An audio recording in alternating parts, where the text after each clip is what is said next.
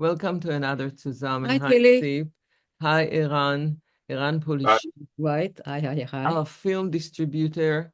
What do you mean our? The film distributor. Not, I The. didn't say our, I Oh, said a film distributor. okay. A young and rising film in this distributor. Hi, Eran. Hi, Eran. Nice to see you. Hi, So, good to what's see you. going on in the world of film after Corona and during a war? COVID, you mean? Yeah. Well, it's important to explain first of all what a distributor does. So really, on a nutshell, the film distributor, like any kinds of distribution, is the funnel between the film and the platform. So as you mentioned, post-COVID. So before COVID, we knew it was usually where people go to the cinema or they watch films at home. COVID hit, and everything stopped. And we're always in the world of culture, and specifically in the world of cinema, we're post-COVID. So if the streaming was so strong before COVID, then the movie theater experience and stopped, and everyone watched films at home, right? Yeah. But slowly, COVID, thank God, got down, and the theaters came back. And the audience did, for a certain degree, came back. But there are many platforms. There are like film festivals, there are theaters, there are streaming, there to see film non-theatrical experience, like in all kinds of organizations, Jewish community centers, etc., etc. So it's just important for me to explain that this is what I'm doing. I'm looking for the platform once the film is finished. And so as I mentioned, COVID hit, everything stopped, and then slowly the theaters came back. But we can see more and more today that if in the past mostly a film is coming out, and I'm talking in North America, I'm based in New York and I'm specialized in North America, this is the market I'm working on.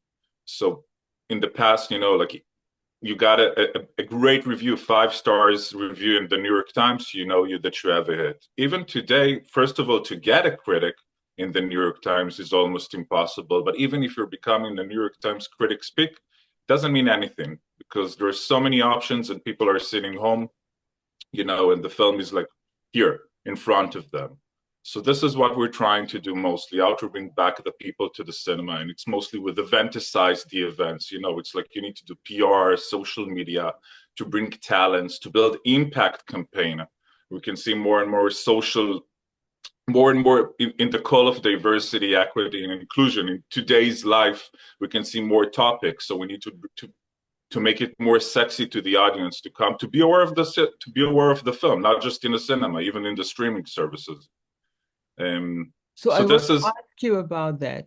Are yeah. you choosing films that would address the North America audience, or do you choose something that you like and you're trying to find the audience that would like what you like and Good try question. to enlarge that audience?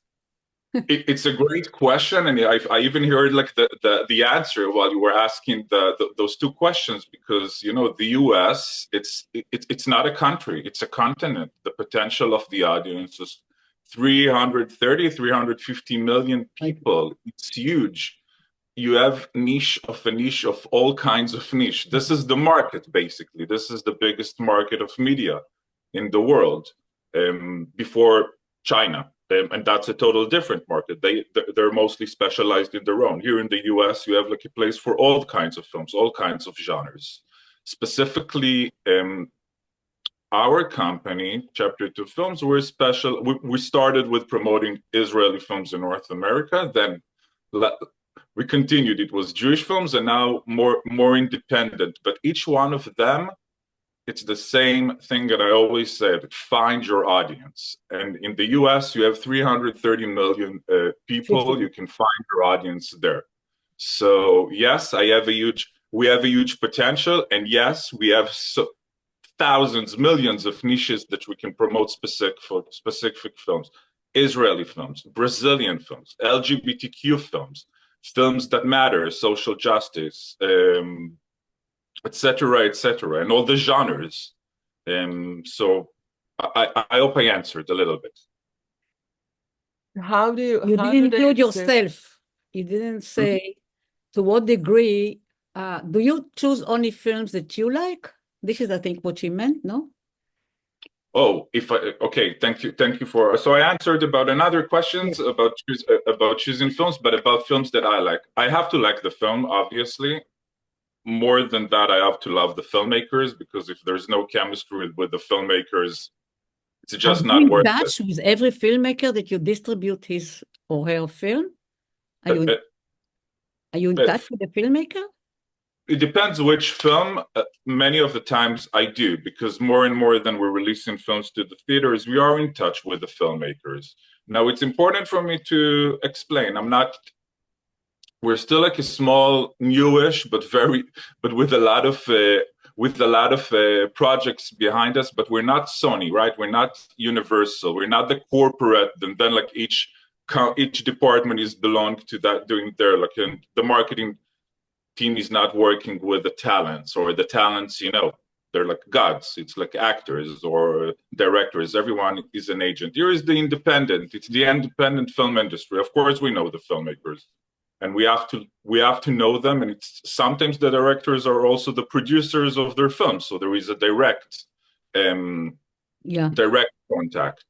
But to ask films that I think it's very rarely to take a film that I don't like.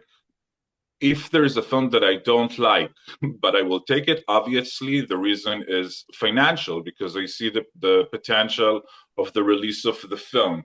But it's really rarely. I really need to feel like that I love the film and I would like to fight for it because there's like what? I think there's like 20,000 films are being made every year. To pick a film, Wow. you really want to pick that, you really want to believe in that. So what happened to the independent filmmakers after COVID or during COVID and after COVID and up to today? The independents it became very strong, pre-COVID.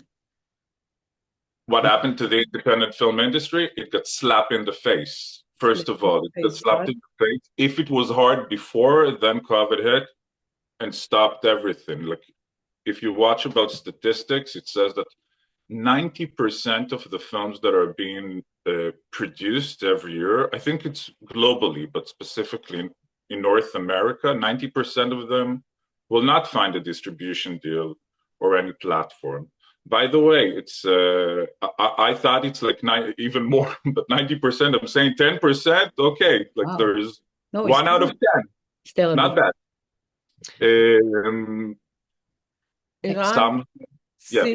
since you're an Israeli and you distribute Israeli films, is there any change in the attitude towards Israeli films since the beginning of the war?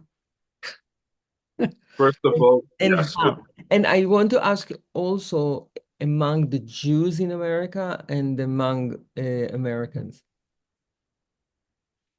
Well, although we're only, or it's like to say only a year, but what a year, it feels like there's a lot of lifetimes in that one specifically year, in all aspects of life, and also in the life of distribution of films and to curate Israeli content, specifically Israeli films. I'm really, really trying to come from the positive way of life and to look for it that it's not absolute. Like in the beginning, obviously, something horrible started, so I can, for a certain degree, can see, some of the artistic directors that it feels it's like, let's be on guard for a sec. Both Palestinian films in the beginning, like both Israeli films and Palestinian films were not being curated, but you do see now it's coming back. But to say like there's no effect, of course there is effect. I have to say, and again, from the positive way of thinking, it's not necessarily comes from a political agenda. From like some of those film festivals just don't have like, don't know how to handle this headache of protests or boycotts or whatever, or backlash, or some of them they just don't know how to handle. So it's like, we'll see what's going on. Let's just put it, and we will fill the flow. It's not that deep agenda-wise, which I think it's okay. Yet we want those films coming back. So there's a lot of advocacy, to try not to put what's going on in life into it's always easiest. It's the easiest to let the artists to suffer, right? Okay, let's stop. Let's not take like Israeli films. Let's not bring an Israeli singer. So, but I'm saying I do see that Israeli films out there. I can see in almost each film festival, even the big ones. I do see that the films are getting in, and of course, it's a business, and we need to start from the beginning till the end. It's a business, and even if the film got in, someone really wanted to bring it to the attention of the decision makers, and this is legit. Yeah, but tell me something. Some people will say that even before the war, I don't know for how many years, for example, film festivals preferred pro-Palestinian Israeli films, which actually were mostly pro-Palestinian in many ways. Did you notice it? Did you hear this claim? I don't think it's coming out of nowhere. Obviously, you can see many of the Israeli filmmakers that touch with Israeli considered political films. You saw them always in the festival circuit. But let's start with that. Let's give them credit; they were good, or good established filmmakers that were like a part of the film industry and built their. Want to bring it like a little bit of context because you see it sometimes even in the media. It's always like being very flattered, like a very lefty film against Israel. But it's a full world of emotions, and this is a lot of criticism. Sometimes people were against that film, but they didn't even see the film. Right. And it's like complexity of, and I'm being very careful, as you can see, with what I'm saying, because I don't want to hurt anyone's feelings, but I do want to give the place to the filmmaker and to those films. And it's true. You see, I don't think it's something that is unique to Israel. I think you can see it all over the world when filmmakers come in from place of conflicts, they deal with those topics. You can even see it, like in Iranian movies, because like in Iranian movies, they can't like do it direct. It becomes very poetic, like this poetic realism. The criticism is under. Yeah, but but the question is, I'm just asking you, if you see all this pro-Palestinian, whatever you want to call it, don't you think it does not enhance the real understanding of the conflict? Because they're one-sided in a way. So it doesn't help much in terms of having audiences come closer to understanding, the conflict because it's one-sided.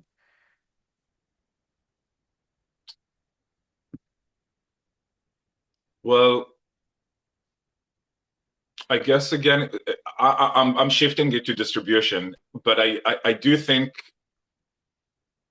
that there are platforms out there eventually. There is content, and the content needs to find itself to the platforms. So I'm being the devil's advocate for a sec. Even with them, I'm really thinking about what you're asking. I'm saying if there is a film that is like right-wing, so-called, that film needs to do the best to find itself to the platform. Is that being made?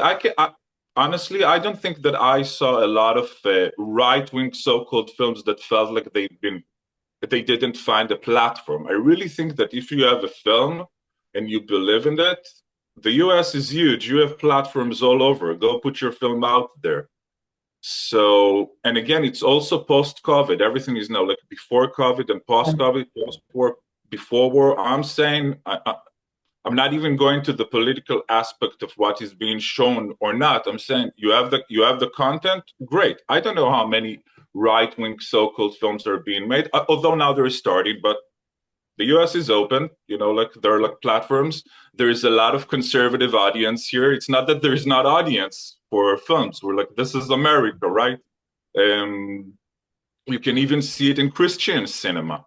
Again, I'm shifting it I'm using our Israeli story to distribution. Look at you have like a huge Christian film industry here. That bring films, huge productions about Jesus and Moses and stories, and they go to the cinemas. You and I don't know it because we're not looking for it, and they're being shown on 1,200 theaters, and bringing millions. Yeah. So I hope I'm a little bit answering that the platform exists, the content exists, the door is open. This is the beauty about this to work in North America, that you have so many platforms. So what would you say the top of the list of what makes a film Distributed. is no able that that's have enough. What are they for good for distribution? What are the top characteristics or things that make it good for distribution? Great. Wow. Great. Yeah. Great is too general. No, ask him. Specifically. I wish there were like, sometimes I'm thinking about it, and why I'm joking, because I just said, I'm sometimes giving consulting, and this 3 young high-tech Israeli guys based in the US, and like, they work in the, like espionage in the army, and now they high-tech people, and now they want to have like this thing that they, well, maybe, I'm not, they're developing something out to choose the right content, to the cinema. I said like, wow, like everyone would like to work with you, because we don't know what's going to be a hit and what's not going to be a hit. I think again, just because it's a business, and I don't want to do it like, I want to bring like the realistic side of the business, and not just, like to schmooze the audience as like, you have to love the film. I think basically a lot of the distributors, they can't see like 20,000 films. So you have like the big markets, the big film festivals. So, and then you see like you have like the 100 films in Cannes. So the distributors will try to watch all those 100 films in Cannes. The 100 films in Berlin, in Berlinale, they will try to watch it. They have like those shortcuts, but that's the 10%. The 10% out of the 90 will be in those specific festivals, and only like 20% of those 100 will find themselves at the end. So of course you want to have it's all about a name. But when let's say about like, we're talking about in my territory, the small ones, the independent, I'm trying to find much more stuff again in today's life that is not necessarily so heartbreaking, devastating. I think like, we should have like much more funny documentaries. I feel like all the documentaries I see all the time are so heavy. Right. And I would love to see much more like, we have one for you. We have one for you about the bra. There is a bra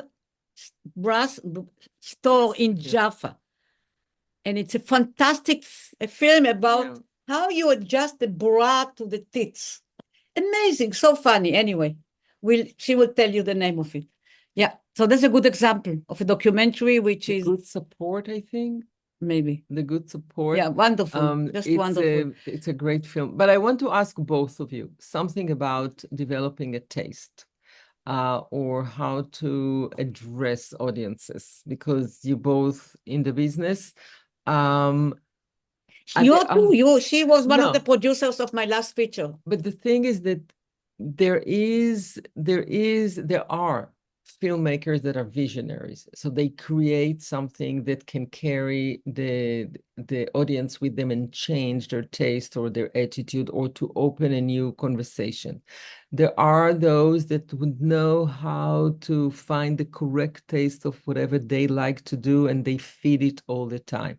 But style changes, audience changes, taste changes, things change. And I wonder who is in charge of what. How do you, the waves of taste, how do you dance and do this dance with the audience all the time and create certain films? And because they're all working more or less, but still, how do you? We have a little bit different point of view, because I think that a lot of filmmakers, when they go to make a film, is because it's very compelling to them. It's compelling, and they feel like if it's compelling to me, it's compelling to you, right? More. But I'm not sure if this is the point of view of a distributor. It is a point of view of a distributor, because, and again, I'm listening to your question. I'm literally and I'm trying to go, although I'm still new, I'm in the business almost for 20 years, and I'm looking about, like waves of cinema. So I remember like 20 years ago, there was the wave of Iranian cinema, and the Iranian cinema was everywhere. And then there was Romanian cinema, hard cinema, the golden times of Romania, this film, 4 months, 5 months for like all this hard cinema. And then there was like the Derrida brothers, this hyperrealism period of cinema, or also every time there was and then there was like this renaissance, like in Israeli cinema in 2004, 2007, Watson Bashir, all those films came, like the band's visit. And every time, like it comes and it goes. It comes and goes. There was like this waves. And today, by the way, like a year ago, there was like all of a sudden Irish films. Irish film came out of nowhere. You saw Irish films. Everyone wanted to have an Irish film. But years ago, there were Irish films also, and Yugoslavian films and Japanese films. There are trends. There are trends that comes and you see it, like, in 1 year you see it in all the film festivals. And why not? This is a trend. Everyone wants to be a part of it. But then like the trend goes down. So you do see the waves when it's come to international cinema. This is where a distributor tries to differentiate himself, or it's all about the money. Because many of the distributors, they will see the film, they will see if it can be like a Italian comedy or Greek comedy or French. It doesn't matter what. It doesn't matter whichever country it is. It all looks the same. Like those comedies, international foreign language speaking comedies, and they make money. Or you're taking, or when it comes to international cinema, films that came from the festival circuit. So I'm saying when it's come to distribution, it's not necessarily it goes with every distributor into agenda topics and everything, and more like to see because it is a business, what brings the capital. And we are in 2024 with a call of diversity, equity, and inclusion. We see much more LGBTQ films, much more films made by BIPOC filmmakers, but there's a lot out of it. So it's not just enough, to take a film that is being directed by BIPOC or a female. Some of them are like even goes like to look. Let's try to find the formula. Eventually, it all goes and start. And this is to Tzipi's point with the content. I can't say that I see that there is, you do see, I'm taking it back. You do see like today, now the festival circuit is happening. Everyone are talking about what's going on in the world. So we do see film, we do see a lot of film comes from Ukraine. I'm not saying we see a lot of films come, maybe in 1 year, we're still in our conflict, maybe in a year, it's too early, but we do see a lot of films coming from Ukraine that deals with this horrible war, and I see it in every festival. Not one. I'm seeing a few. Amazing. Who's supporting them? I will check it out. But tell me something else. What's any change in the percentage of female film directors? More and more, and it's wonderful. More and more. I think, I don't know, I'm not an expert about production. I don't know if more and more films are being made by female. I believe yes, but you see more and more films made by female directors everywhere, in the festivals. Wonderful. Eran, do you find that the American audience is more open to outside the films? Like foreign films. And I'm not talking about the big cities, New York, Los Angeles. No. I think, no. I mean, because something did happen. The answer is already no, by the way. Say it again? The answer is already no. I don't see American audience outside. It's a long story, that the cinema downstairs from us, Talbot, what was his first name? I forgot. The Lincoln Plaza Cinema were the first one to bring foreign films actually to the States. And I think they were only successful, in the big cities. Yeah. So outside the big cities, foreign films, and there are not many today. At least I don't notice too many of foreign films. Americans don't like to read subtitles, by the way. No. They have a problem to They did get better, I have to say. They did get better and more open. And there are many people who left the big cities and live outside of the big cities, so they took some stuff with them. So big difference, but still it's hard to tell because we are in the city, so that's why I'm asking. I want to say that when it comes to American audience, there are some, again, to say American audience, it's well, what Yeah. is the We American audience? generalize, yeah. Still, when we're talking about it, when we generalize it, we do some big films. Look at Parasite, that won Right. best film, best director, best film, best foreign language, like at Right. the Oscars, and made like $50 million just in the box office. So a Korean film. Right. That's Um, so and it brings with it, and it brought with it the entire South Korean industry. The Squid Game, it did brought. We do see foreign language much more than in the past. We do, but it's all very, very accessible. Very, very accessible. Art house films will forever be for the for on the side. It will always be a niche. yes. But again, I'm coming from the positive perspective. I think the streaming brought a lot of options for the foreign Right. language films. Do you You know, think the theaters will ever go back to where it was? How could no? yes. You know what? I think it's possible because it, it's just going to be much more boutique and much harder. There will But for be people still, it's an experience. The experience of going out to a big screen with many people, it's still appealing a little bit, But so many still like to watch at home, right. But especially the unfortunately, young people individuals. with the big budget. everyone loves to watch. I'm even said sometimes I'm asking myself why I'm in this business of distribution, and I didn't come into this business just to work. I can go work in Netflix. It will make my life Much nicer and easier. easier. Yeah. But I do believe in the cinematic experience. I do believe in the power of grassroots outreach and impact campaign, and I'm really on the field when I work for other distributors sometimes, like I'm going to the screenings, I look who are the people, I see what kinds of efforts films are doing, to collaborate with an NGO, with an organization, to make special screenings to youth, it's called an impact campaign, to bring it to the audiences that they will never be aware of the film, but it's a campaign. What can I tell You you? see it, I'm you really see it. happy and thankful to you. No, I just want to say it, but you even see it in the field of music, because in the past, before everything became digital, those artists, they released an album that sold million CDs and radio, and they did an active tour, and then YouTube came and Spotify, their growth, people are less buying, so they had to start to go back to tours. So Right. now you see Beyonce, Tyler Swift, like crazy tours, and they're making money. So I'm not comparing, but I am comparing. The cinematic experience, I think Yeah. it's just you just need to make it more special, to make it an event Right. out of it, and to invest a lot with the promotion. Serve It's falafel. Hmm? Serve falafel. Food always And to helps, but come to the theater. Eran, can you tell us what are you working on now? mm, without a doubt, and I actually have it in front of my eyes.